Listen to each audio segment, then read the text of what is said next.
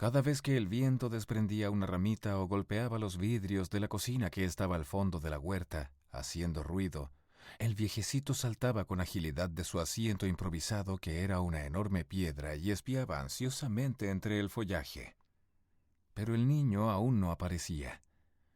A través de las ventanas del comedor, abiertas a la pérgola, veía en cambio las luces de la araña, encendida hacía rato, y bajo ellas sombras medio deformes que se deslizaban de un lado a otro con las cortinas, lentamente. El viejecito había sido corto de vista desde joven, y también algo sordo, de modo que eran inútiles sus esfuerzos por comprobar si la cena había comenzado, o si aquellas sombras movedizas las causaban los árboles más altos. Regresó a su asiento y esperó. La noche anterior había llovido y la tierra y las flores despedían un agradable olor a humedad. Pero los insectos abundaban y los esfuerzos desesperados de don Eulogio, que agitaba sus manos constantemente en torno del rostro, no conseguían evitarlos. A su barbilla trémula, a su frente y hasta las cavidades de sus párpados llegaban cada momento lancetas invisibles a punzarle la carne. El entusiasmo y la excitación que mantuvieron su cuerpo dispuesto y febril durante el día habían decaído y sentía ahora cansancio y algo de tristeza.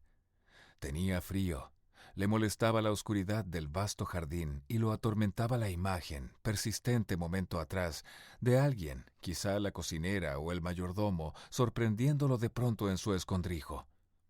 «¿Qué hace usted en la huerta a estas horas, don Eulogio?», y vendrían su hijo y su hija política, convencidos de que estaba loco. Sacudido por un temblor nervioso, volvió la cabeza y adivinó entre los bloques de crisantemos, de nardos y de rosales el diminuto sendero que llegaba a la puerta trasera esquivando el palomar. Se tranquilizó apenas, recordando haber comprobado 3 veces que la puerta estaba junta, con el pestillo corrido, y que en unos segundos podía deslizarse hacia la calle sin ser visto. «Si hubiera venido ya», pensó intranquilo, porque hubo un instante, a los pocos minutos de haber ingresado cautelosamente a su casa por la entrada casi olvidada de la huerta, en que perdió la noción del tiempo y permaneció como dormido. Solo reaccionó cuando el objeto que ahora acariciaba sin saberlo se desprendió de sus manos golpeándole el muslo. Pero era imposible. El niño no podía haber cruzado la huerta aún, porque sus pasos lo habrían despertado, o el pequeño habría distinguido a su abuelo, encogido y durmiendo, justamente al borde del sendero que debía conducirlo a la cocina. Esta reflexión lo animó. El viento soplaba con menos violencia. Su cuerpo se adaptaba al ambiente. Había dejado de temblar. Tentando entre los bolsillos de su saco, encontró pronto el cuerpo duro y cilíndrico del objeto que había comprado esa tarde en el almacén de la esquina. El viejecito sonrió regocijado en la penumbra, recordando el gesto de sorpresa de la vendedora. Él había permanecido muy serio, taconeando con elegancia, agitando levemente y en círculo su largo bastón enchapado en metal, mientras la mujer pasaba frente a sus ojos cirios y velas de sebo de diversos tamaños. «Esta», dijo él, con un ademán rápido que quería significar molestia por el quehacer desagradable que cumplía. La vendedora insistió en envolverla, pero don Eulogio se negó, abandonando la tienda con premura. El resto de la tarde estuvo en el club, encerrado en el pequeño salón del Rocambole donde nunca había nadie. Sin embargo, extremando las precauciones para evitar la solicitud de los mozos, echó llave a la puerta. Luego, cómodamente hundido en el confortable de suave color escarlata, abrió el maletín que traía consigo y extrajo el precioso paquete. La tenía envuelta en su hermosa bufanda de seda blanca, precisamente la que llevaba puesta la tarde del hallazgo. A la hora más cenicienta del crepúsculo había tomado un taxi, indicando al chofer que circulara despacio por las afueras de la ciudad. Corría una deliciosa brisa tibia, y la visión entre grisácea y roja del cielo sería más sorprendente y bella en medio del campo. Mientras el automóvil corría con suavidad por el asfalto, sus ojitos vivaces, única señal ágil en su rostro flácido lleno de bolsas, iban deslizándose distraídamente sobre el borde del canal vecino a la carretera, cuando de pronto, casi por intuición, le pareció distinguir un extraño objeto. «Deténgase», dijo, pero el chofer no le oyó. «Deténgase, pare». Cuando el auto se detuvo y en retroceso llegó al montículo de piedras, don Eulogio comprobó que se trataba, efectivamente, de una calavera. Teniéndola entre las manos, olvidó la brisa y el paisaje, y estudió minuciosamente, con creciente ansiedad, esa dura forma impenetrable, despojada de carne y de piel, sin nariz, sin ojos, sin lengua. Era un poco pequeña y se sintió inclinado a creer que era de un niño. Estaba sucia, polvorienta, y el cráneo pelado tenía una abertura del tamaño de una moneda con los bordes astillados. El orificio de la nariz era un perfecto triángulo, separado de la boca por un puente delgado y menos amarillo que el mentón. Se entretuvo pasando un dedo por las cuencas vacías, cubriendo el cráneo con la mano en forma de bonete o hundiendo su puño por la cavidad baja hasta tenerlo apoyado en el interior. Entonces, sacando un nudillo por el triángulo y otro por la boca a manera de una larga lengüeta, imprimía a su mano movimientos sucesivos y se divertía enormemente imaginando que aquello estaba vivo. 2 días la tuvo oculta en el cajón de la cómoda abultando el maletín de cuero, envuelta cuidadosamente sin revelar a nadie su hallazgo. La tarde siguiente a la del encuentro permaneció en su habitación, paseando nerviosamente entre los muebles lujosos de sus antepasados. Casi no levantaba la cabeza. Se diría que examinaba con devoción profunda los complicados dibujos sangrientos y mágicos del círculo central de la alfombra, pero ni siquiera los veía. Al comienzo estuvo muy preocupado. Pensó que podían ocurrir imprevistas complicaciones de familia. Tal vez se reirían de él. Esta idea lo indignó y tuvo angustia y deseo de llorar. A partir de ese instante el proyecto se apartó solo un momento de su mente. Fue cuando de pie ante la ventana vio el palomar oscuro, lleno de agujeros, y recordó que en una época cercana aquella casita de madera con innumerables puertas no estaba vacía y sin vida, sino habitada de animalitos pardos y blancos que picoteaban con insistencia cruzando la madera de surcos y que a veces revoloteaban sobre los árboles y las flores de la huerta. Pensó con nostalgia en lo débiles y cariñosos que eran.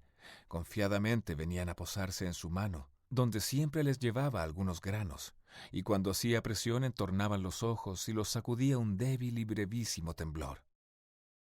Luego no pensó más en ello. Cuando el mayordomo vino a anunciarle que estaba lista la cena, ya lo tenía decidido. Esa noche durmió bien.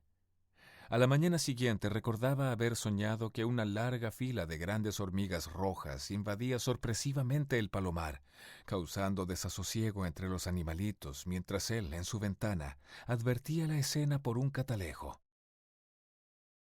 Había imaginado que la limpieza de la calavera sería un acto sencillo y rápido, pero se equivocó. El polvo, lo que había creído polvo y tal vez era excremento por su aliento picante, se mantenía soldado en las paredes internas y brillaba como metal en la parte posterior del cráneo. A medida que la seda blanca de la bufanda se cubría de lamparones grises, sin que fuera visible que disminuía la capa de suciedad, iba creciendo la excitación de don Eulogio. En un momento, indignado, arrojó la calavera, pero antes de que ésta dejara de rodar, se había arrepentido y estaba fuera de su asiento, gateando por el suelo hasta alcanzarla y levantarla con precaución. Supuso entonces que la limpieza sería posible utilizando alguna sustancia grasienta. Por teléfono encargó a la cocina una lata de aceite y esperó en la puerta al mozo, arrancándole con violencia la lata de las manos sin prestar atención a la mirada inquieta con que aquél intentó recorrer la habitación por sobre su hombro. Lleno de zozobra, empapó la bufanda en aceite y, al comienzo con suavidad, luego acelerando el ritmo, raspó hasta exasperarse. Comprobó entusiasmado que el remedio era eficaz. Una tenue lluvia de polvo cayó a sus pies durante unos minutos, mientras él ni siquiera notaba que se humedecían sus dedos y el borde de sus puños. De pronto, puesto de pie de un brinco, admiró la calavera que sostenía sobre su cabeza, limpia, luciente, inmóvil, con unos puntitos como de sudor sobre la suave superficie de los pómulos. La envolvió de nuevo, amorosamente. Cerró su maletín y salió precipitado del club. El automóvil que ocupó en la puerta lo dejó a la espalda de su casa. Había anochecido.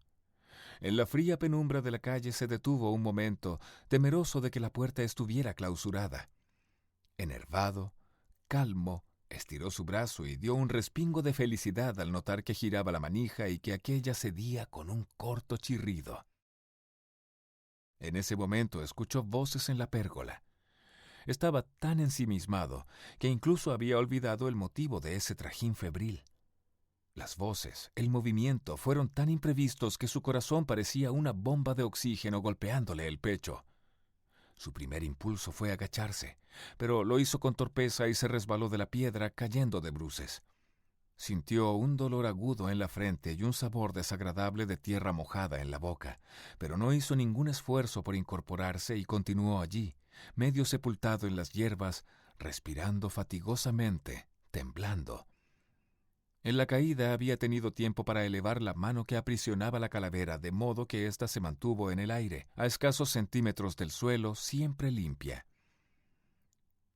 La pérgola estaba a 50 metros de su escondite, y don Eulogio oía las voces como un delicado murmullo, sin distinguir lo que decían. Se incorporó trabajosamente. Espiando, vio entonces en medio del arco de los grandes manzanos cuyas raíces tocaban el zócalo del corredor una forma clara y esbelta, y comprendió que era su hijo. Junto a él había otra, más oscura y pequeña, reclinada con cierto abandono. Era la mujer. Pestañeando, frotando sus ojos, trató angustiosamente, pero en vano, de distinguir al niño. Entonces lo oyó reír.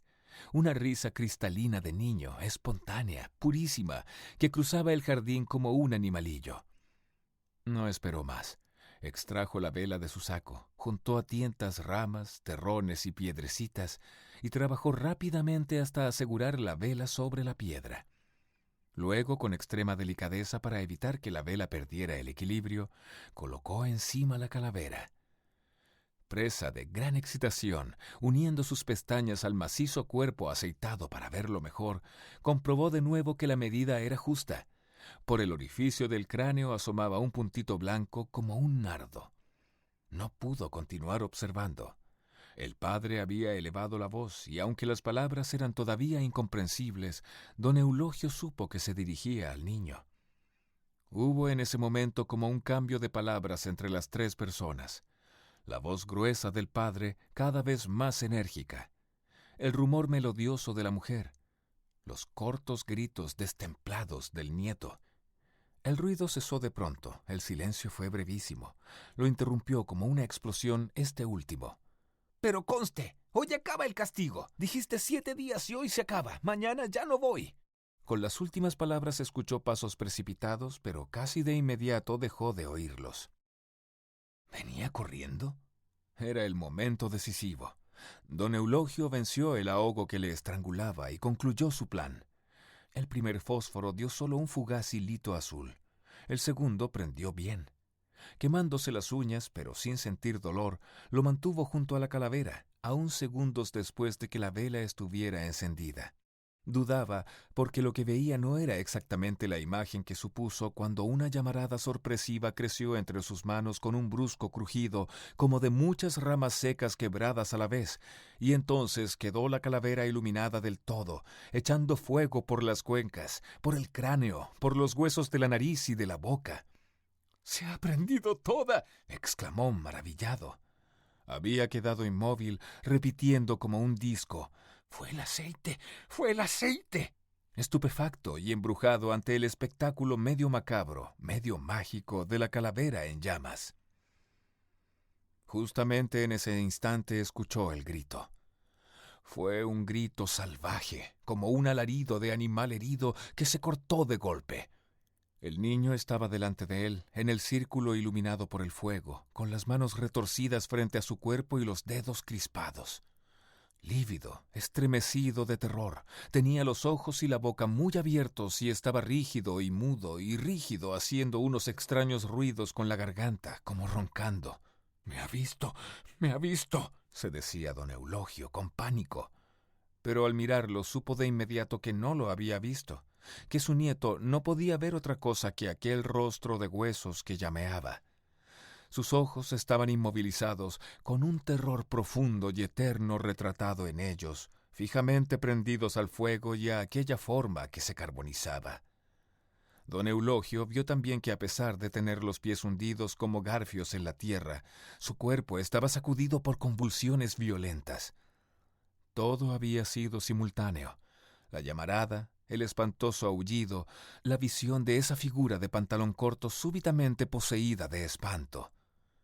Pensaba entusiasmado que los hechos habían sido incluso más perfectos que su plan, cuando sintió muy cerca voces y pasos que avanzaban, y entonces, ya sin cuidarse del ruido, dio media vuelta y a saltos, apartándose del sendero, destrozando con sus pisadas los macizos de crisantemos y rosales que entreveía en su carrera a medida que lo alcanzaban los reflejos de la llama, cruzó el espacio que lo separaba de la puerta. La atravesó junto con el grito de la mujer, salvaje también, pero menos puro que el de su nieto. No se detuvo ni volvió la cabeza.